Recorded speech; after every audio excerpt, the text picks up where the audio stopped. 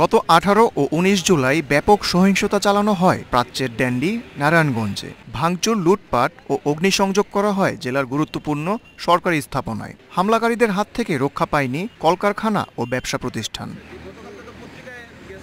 একজন পুলিশ সদস্যকে পানি পান করানোয় এসবি স্টাইল কম্পোজিট লিমিটেড নামের একটি পোশাক কারখানাতে ভাঙচুর, লুটপাট চালায় দুর্বৃত্তরা। ধরিয়ে দেয় আগুন।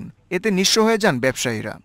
যারাই এরা লুট করছে এবং যারা এটার ক্ষতি করছে তাদের উপযুক্ত বিচার করবে। আমি এটা শুনে খুব খুশি হয়ে গেছি। আমি চাই যে মাননীয় প্রধানমন্ত্রী উপযুক্ত বিচারটা করুক। ওনারা পারবে এটার, কারা এটা ক্ষতি করছে। এইভাবে অনেক কষ্ট করে এখানে কাজ করতেছি, অনেক আতঙ্কের মাঝখানে। এখানে যারা লুটপাট করছে তাদের শাস্তি হোক। ফ্যাক্টরি যে ক্ষতি করছে তাদের আমরা বিচার চাই। যে আমার মালিকের এমন একটা ক্ষতি হয়েছে তাতে আমাদের অনেক কষ্ট লাগে। আমরা তারপরও আতঙ্কের ভিতর আমরা এসে কাজ করতেছি। এত ঝুঁকির পর আমরা এই দিকে কাজে আসছি।